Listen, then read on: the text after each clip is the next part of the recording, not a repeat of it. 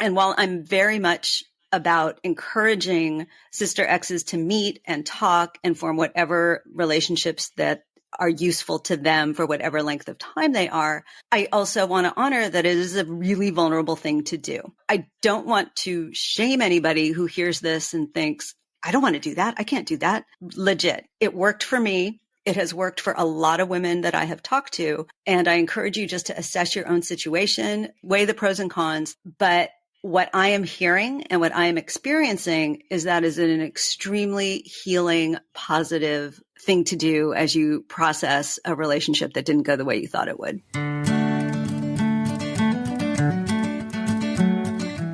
Welcome to Dear Nina, Conversations about Friendship. I'm your host, Nina Badson. Today's topic is befriending your ex's ex. I was so intrigued when my guest, Lara Starr, emailed me saying that she has written extensively in her Substack, which is called It's Kind of a Long Story. And again, I've explained this before, but I like to make sure people know Substack is a website that houses a lot of newsletters. My newsletter is also on there. Mine is dearnina.substack.com, and Lara's is It's Kind of a Long Story.substack.com. And she's written extensively about her friendship with a few fellow ex-girlfriends of the same boyfriend. And she's also collected some other stories from women who have befriended ex-boyfriends, exes. It's a mouthful, right? Ex-boyfriends, exes. And this works, of course, in reverse, and it works with all kinds of relationships. It also is a way that some friends meet, sometimes being the fellow ex-friends of the same friend. That's its own thing too, but it comes from the same concept of having something in common with someone, I guess starting with a negative, if you think about it, being in a former relationship of any kind with someone and having that in common and needing to heal from that. Our episode is actually not so much about breaking up, although that is part of what we're going to talk about, but it's that potential friendship that is there with someone who has gone through a similar experience being hurt by the same person. Now, there may be some drawbacks to that, right? Like if the relationship stays way too focused on that hurt and just dishing about it and exchanging all the juicy details, that's maybe something you do in 1 or 2 sessions. That's not a friendship. Maybe it would be ill-advised depending on the situation, but we get into all of that. Lara is a publishing publicist and a former radio producer, and she really is a character. I think you will enjoy meeting her as I did. Welcome, Lara. I'm so glad you're here.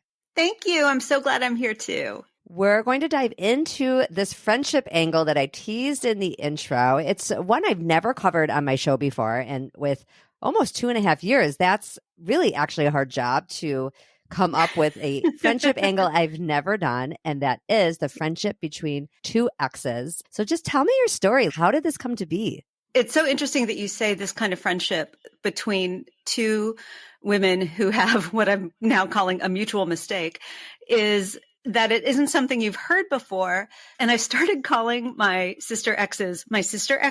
We've all heard of sister wives. That's in the news, especially right now as we're recording. But I'd never heard of this term before. I looked at Urban Dictionary. I put it in AI chat. The only thing I got was some obscure punk band from Washington, D.C. called Sister X. So I'm here to make that a thing. You should copyright that. I know. Somebody's like, you need the domain, you need the this. So, in my spare time, I will do that. But it has been a surprising and extremely significant relationship in my life for the last 6 months.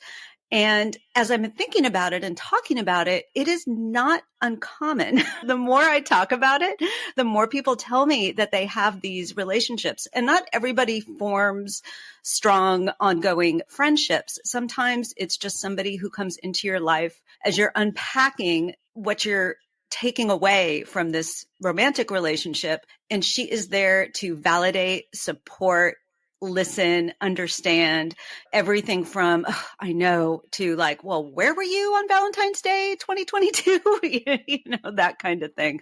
So the more I talk about it, the more my friends have told me about relationships like this that have helped. And again, some have gone on, some have been very short, but I really don't want this to be like let's talk about our cheating ex because everyone's got those stories. I want it to be about the women who validate each other through this process. So what's my story? I dated Chris, and I'm using his real name. One of the reasons I'm doing this is part of what has been so significant is when I learned what I learned from my sister X, I learned about so many lies I had been told. And now Chris has gone on, he's married, he's living his best life according to him. But the reason he is doing that is because I was keeping his secrets without my consent. And that is what is driving me.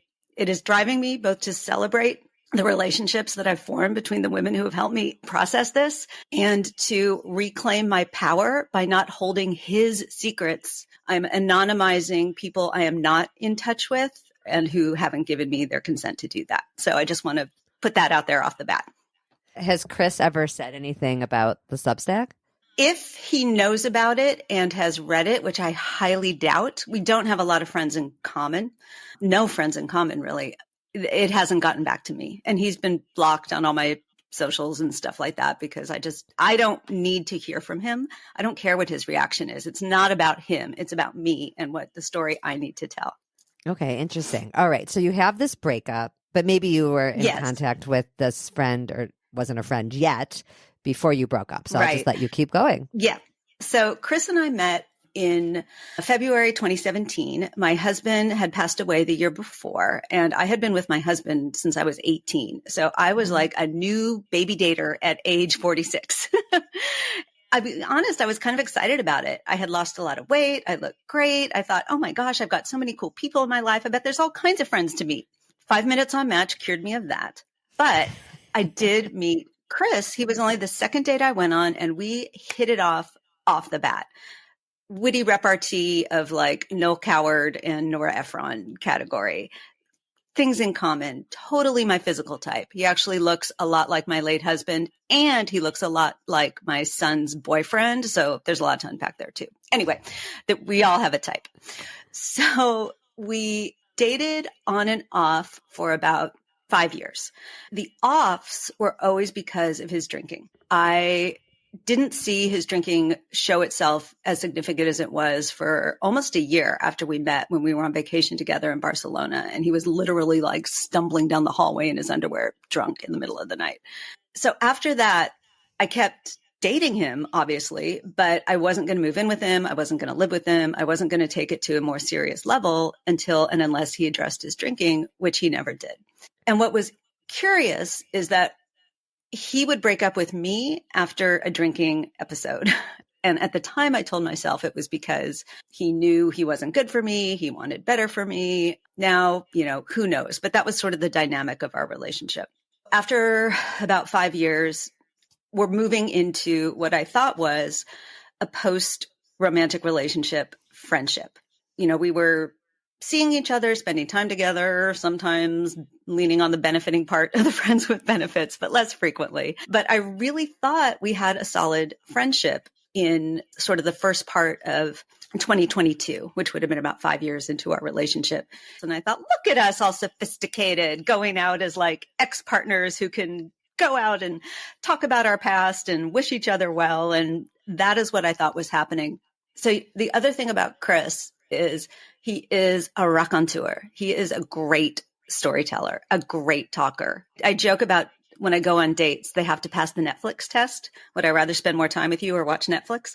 For all of his flaws, of which there are many and more than I knew at the time, Chris passed the Netflix test every damn day for 5 years, even when he was revealed to be an alcoholic. And even when he wasn't there for me the night a giant oak tree fell on my house and pierced my roof, which is a whole nother side story.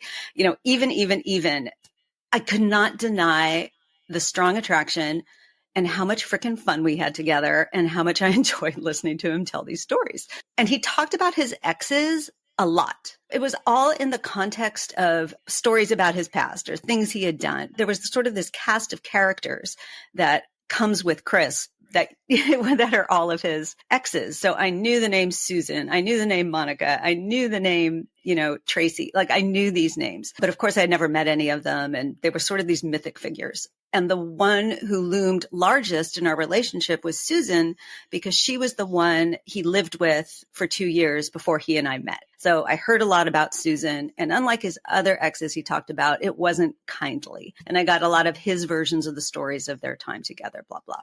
I'm at a goth fest in Vallejo, California, which, look at me, I'm not a goth, but I thought it would be fun. And Vallejo's about 20 miles away from where I live. I knew that Susan and Chris had lived together in Vallejo. She's lived there for a long time. She owns a house there. So I always had a little thought whenever I was in Vallejo, which wasn't very often, that I might run into her. And on May 6th, I did. I'm sitting outside a cafe talking to a girlfriend, and I see somebody walk in the door of the cafe, and I'm like, that's Susan. I have to talk to her. I'm too much of a drama goblin not to. Drama goblin is another phrase I think I've coined. So I've never heard that. I like that. I know, right? I even did a little AI illustration of it. It's hilarious. I get up and it's like a scene from a movie. I open the door to the cafe and she comes walking right towards me. She's leaving the cafe. And I said, Susan? And she looks at me and I said, are you Susan? I'm Lara. I dated Chris after you did. Her face gets kind of serious. She puts her hand on my shoulder and says, I'm so glad you're okay. I'm wow. Like, what the heck did she mean by that? I was so in the moment, and so was she. I cannot even adequately describe how bizarre it was to be like standing here talking to the mythic Susan, right? I said, yes, I'm fine, but I would like to talk to you about him. Would you be open to that? And she said she totally would. So I called her, a couple of days later, and we had a 3-hour phone call. Among the first things she said to me was, oh, he didn't tell you he owned that house in Santa Barbara, did he? And I'm like, yeah, he told me he owned a house in Santa Barbara and he sold it in his divorce and his wife got most of the proceeds because he said that was the right thing to do. She goes, oh, he never owned that house. He rented that house. And I'm like, he showed it to me when we were in Santa Barbara. Why would he lie about that? Because there were plenty of things he told me about his past and about himself that were less than flattering and less than savory. So I couldn't figure out why he lied about that. We talked for 3 hours. She told me a lot of other things he had lied about. Obviously I was reeling and I wanted to know more. So we met for dinner, another 3-hour dinner. She greeted me outside the restaurant with a book about narcissism. She's like, this is a gift. This was very helpful to me. As we were talking over dinner, the lies he told got a little more serious and a lot more serious. She had been in touch with his ex-wife and they had sort of sister exed for a couple years. It was hard to hear, but getting the truth was so helpful. She's like, I've been there. I am here for you. And a lot of my other friends were super there for me, but we're sort of like, enough already, Lara. We've been with you on the Chris journey for 5 years. Move on. We're ready to move on. And Susan understood why I wasn't ready to move on in a way that nobody else really did. I even asked my therapist, is my friendship with Susan healthy? And she said, well, I hope you'll move on to talking more about Chris, but it's kind of like siblings in a family. Nobody else really understands. And that was really helpful framing for me. No, this is good for listeners to hear too, because I think that would be the natural question most listeners will have. And then I have too, is I could see how it's really helpful for processing. And I've done this myself with like not ex-girlfriend, like fellow exes, but like ex-friends of a common friend. It is helpful to process. Then it makes you feel like it's not just you. But I love that your therapist made that point about siblings in a family. And it is true. Like that fellow ex would understand what you're going through in a different way. Whether that is a friendship beyond helping you heal is, I know you'll tell us. I'm curious if that's possible. And it was also super validating. And even when Chris and I were together and I did the, Facebook stalking of the ex that a lot of people do, like I thought, Susan seems cool. I think I would like her. Like I know Chris doesn't have very many nice things to say about her, but she seems cool to me. And it turns out she really was. And so after that dinner and reading the book, she was just so super there for me as I was processing this to be like, well, what about, and sort of validating and coming out with more truths and really being supportive of me through this process. She was also in touch with another ex named Crystal who had reached out to her after a sort of wild weekend with Chris and was like, I know you're not together anymore, but can we talk about this? I just needed more truth to counteract the lies. I reached out to another ex. It was sort of a middle of the night thing. Like, I know you haven't seen him in a long time. I just found out some lies that he told me, and I'm really trying to piece together what is true and what is not. Can you talk to me? And that was Monica, my third sister ex. She wrote back in the middle of the night, yep, I'd be happy to. Let's talk.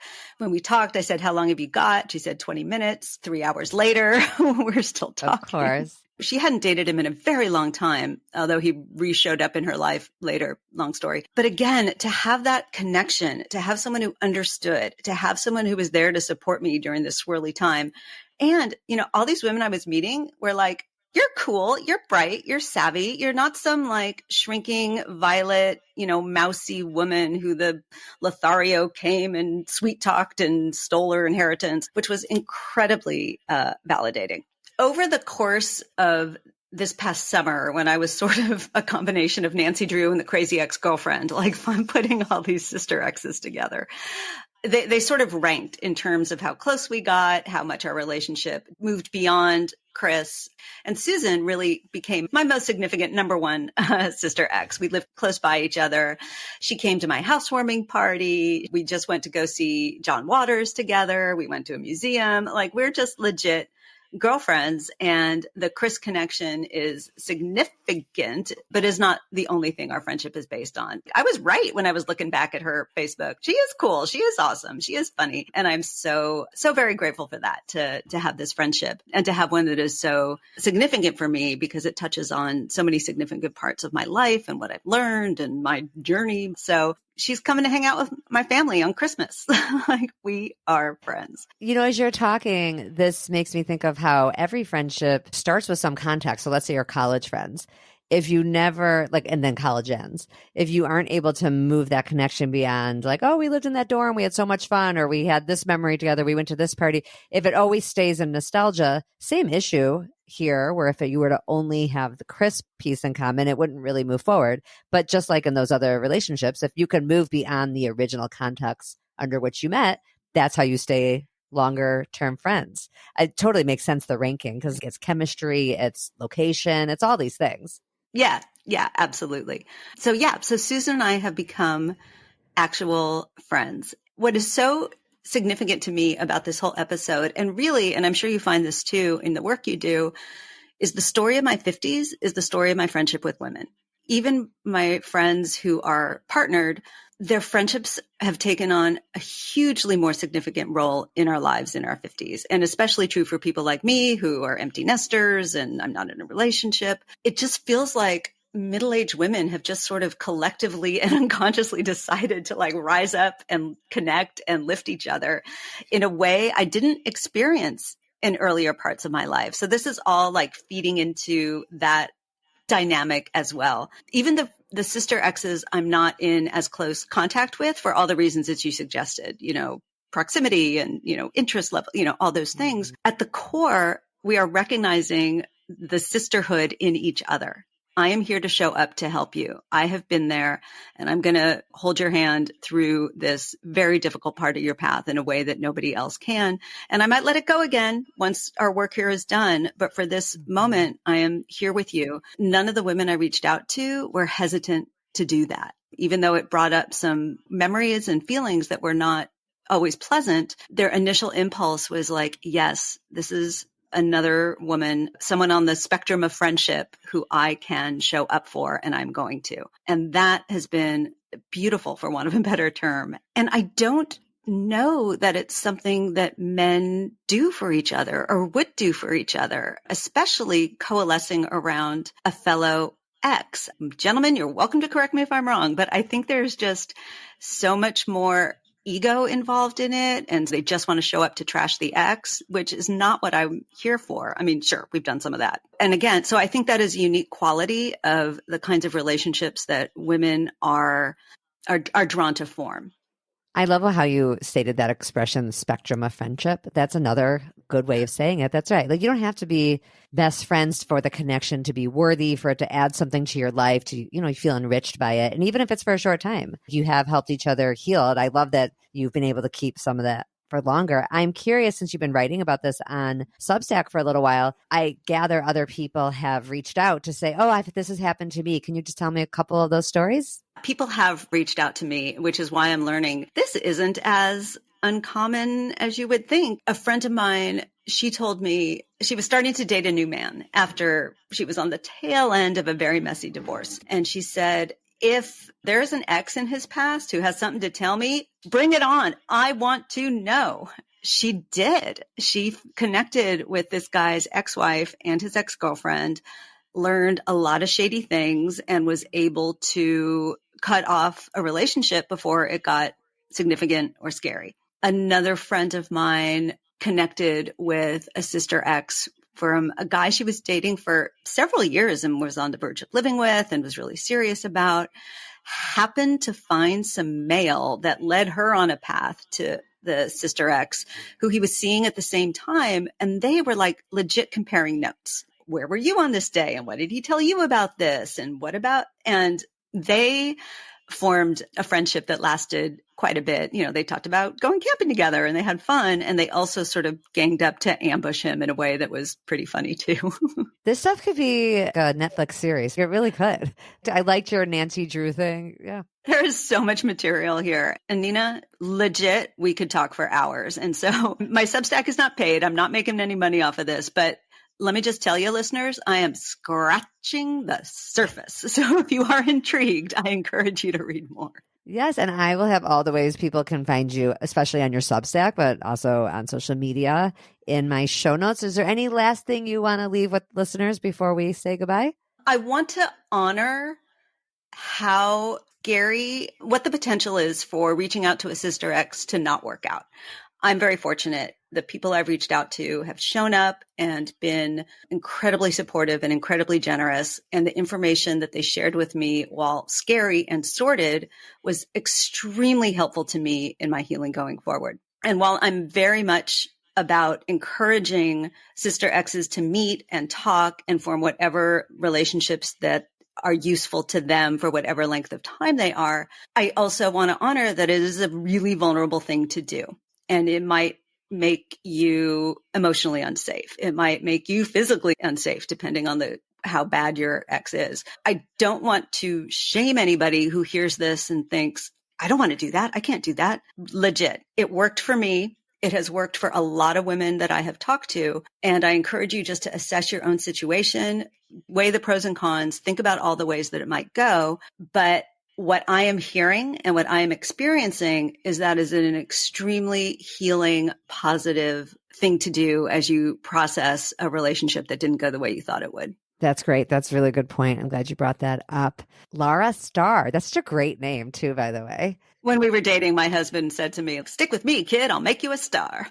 Oh, yeah. No, you got to keep that name forever. And it's a way to honor him, too. That's really nice. I really appreciate you reaching out. I'm so glad I wouldn't have found this story otherwise. It's a good reminder, listeners, that you can always pitch me if you have a unique and interesting story. And if it fits into all the shows I've done in a way that I've never done, like the way Lara did, that's an amazing gold for me. So thank you. Thank you for reaching out, and look forward to reading and seeing more. Thank you so much, Nina. And thank you so much for what you do to shine a light and celebrate friendships, which is so significant and important. Thank you.